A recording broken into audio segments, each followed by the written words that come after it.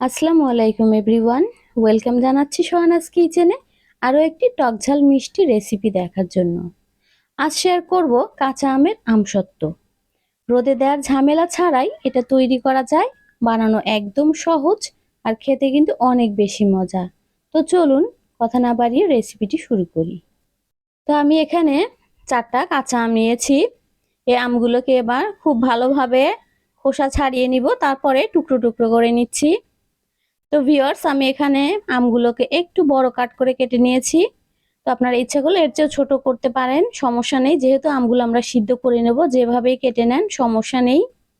তো আমগুলোকে আমি এবার একটা প্যানে দিয়ে দিলাম আর দিয়ে দিচ্ছি পরিমাণ মতো পানি। পানিটা এমনভাবে দিব যেন আমগুলো একদম খুব ভালোভাবে সিদ্ধ হয়ে যায় আর পানিটাও শুকিয়ে আসে। তো খুব বেশি পানি দেওয়া যাবে না। এবার ঢাকনাতে ঢেকে মিডিয়াম টু লো আঁচে এই আমগুলোকে সিদ্ধ করে নিচ্ছি। এই তো ভিউয়ার্স, আমগুলো সিদ্ধ হয়ে গেছে। দেখেন, আমি একটু দেখিয়ে দিচ্ছি। একদম সিদ্ধ হয়ে গেছে আর পানিটাও কিন্তু প্রায় শুকিয়ে গেছে। তো এবার এই আমটাকে আমি কিছুটা ঠান্ডা করে নিব, তারপরে এটাকে ছেঁকে নিব। তো ভিউয়ার্স, আমটাকে কিছুটা ঠান্ডা করে আমি একটা স্টেইনারে অল্প অল্প করে এভাবে দিয়ে ছেঁকে নিচ্ছি। তো আপনারা পুরোপুরি ঠান্ডা করে ব্লেন্ডারে ব্লেন্ড করেও কিন্তু এটাকে ছেঁকে নিতে পারেন। তো এটার যে আঁশটা থাকবে এটা অবশ্যই ফেলে দিতে হবে। এই তো হয়ে গেছে।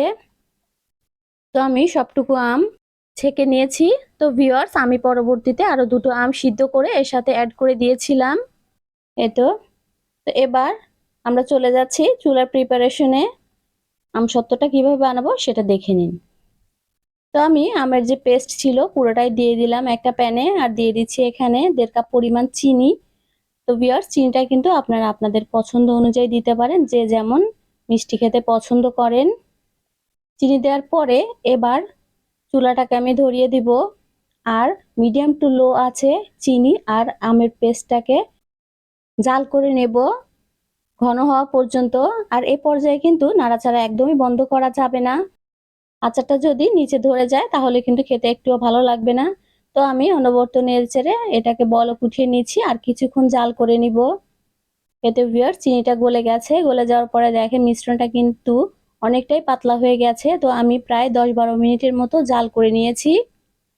এবার এর মধ্যে আমি কিছু মশলা অ্যাড করব। তো প্রথমে আমি দিয়ে দিচ্ছি এর মধ্যে 1 চা চামচ পরিমাণ বিট লবণ।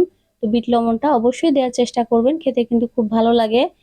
স্বাদ মতো লবণ দিয়ে দিলাম। উঁচু করে 1 চা চামচ চিলি ফ্লেক্স দিয়ে দিলাম। এখানে গুঁড়ো মরিচটা ব্যবহার করতে পারেন। এবার দিয়ে দিচ্ছি 1 টেবিল চামচ পরিমাণ ভিনেগার। তো এটাও দেওয়ার চেষ্টা করবেন, তাহলে আচারটা অনেকদিন ভালো থাকবে।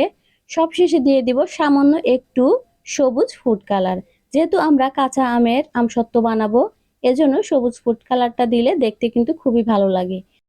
তবে হাতের কাছে না থাকলে না দিলেও চলবে, স্বাদের কিন্তু কোনো পার্থক্য হবে না, শুধু দেখার সৌন্দর্যের জন্য। তো ভিউয়ার্স, আরো প্রায় 10 মিনিটের মতো আমি জাল করে নিয়েছি আর মিশ্রণটা কিন্তু যথেষ্ট ঘন হয়েছে। দেখেন, বড় বড় বাবলসের মতো বলক উঠছে। তো এ পর্যায়ে আমরা বুঝে নেব যে আমাদের আমের মিশ্রণটা হয়ে গেছে। এরকম বড় বড় যখন বাবলসের মতো বলক উঠবে তখন বুঝতে হবে যে এটা হয়ে গেছে। তো আমি চুলাটাকে বন্ধ করে দিচ্ছি আর এই মিশ্রণটাকে কিছুক্ষণ একটু নেড়েচেড়ে ঠান্ডা করে নিব।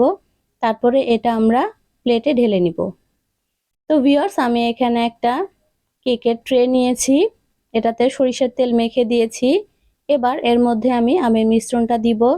তবে ভিউয়ার্স, আপনারা চেষ্টা করবেন স্টিলের কোনো প্লেট নেয়ার, তাতে কিন্তু এই আমের যে আমসত্ত্ব এটার কালারটা খুবই ভালো থাকে। আমি এই ট্রেতে দেয়াতে এটার কালারটা একটু কালচে হয়ে গিয়েছিল।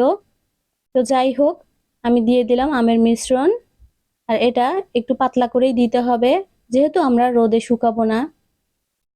এই তো একটা স্প্যাচুলা দিয়ে এভাবে সমান করে একটু ছড়িয়ে দিচ্ছি হালকাভাবে। হয়ে গেছে। এবার হাত দিয়ে একটু ট্যাপ ট্যাপ করে দিচ্ছি যেন পুরোটাই সমান হয়। আর বাকিগুলো কিন্তু আমি অন্য প্লেটে ঢেলে নিয়েছি। তো ভিউয়ার্স, এভাবে আমি 2 দিন রেখে দিব, অথবা না শুকানো পর্যন্ত এটাকে শুকিয়ে নিব। তো ভিউয়ার্স, আমি ফিরে আসছি 2 দিন পরে। এই তো ভিউয়ার্স, প্রায় 3 দিনের মতো লেগেছে আমার এই আমসত্ত্বটা শুকাতে, যেহেতু আমি ঘরে ফ্যানের নিচেই শুকিয়েছি। তবে দেখেন, এটা কিন্তু খুব ভালোভাবে শুকিয়ে গেছে, দেখতেও অনেকটা লোভনীয় হয়েছে। তো ভিউয়ার্স, আমি আগেই বলেছিলাম সিলভারের যে ট্রেতে আমি আমসত্ত্ব শুকিয়েছিলাম ওটা দেখতে একটু কালচে হয়েছে, তবে স্টিলের যে প্লেটে শুকিয়েছি এটা কিন্তু খুবই সুন্দর একটা কালার এসেছে।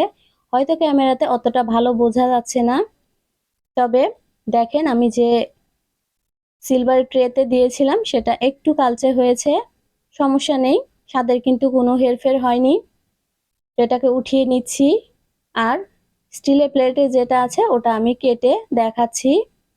তো ভিউয়ার্স, আপনারা যে কোনোভাবে এটা কেটে পরিবেশন করতে পারেন, তবে একটু দেখার সৌন্দর্যের জন্য আমি এভাবে কেটে রোল করে নেব। এই তো কাটা হয়ে গেছে। এবার দেখেন হাত দিয়ে ঘুরিয়ে ঘুরিয়ে এভাবে একটু রোল করে নিতে হবে, তাহলে দেখতে খুবই ভালো লাগে। এই তো হয়ে গেছে ভিউয়ার্স, দেখেন কতটা সুন্দর হয়েছে। তো আমি বাকিগুলো কেটে নিচ্ছি আর আপনাদের পরিবেশন করে দেখাচ্ছি। এই তো ভিউয়ার্স, তৈরি হয়ে গেল লোভনীয় কাঁচা আমের আমসত্ত্ব। দেখলেন তো কত সহজেই তৈরি করা যায়।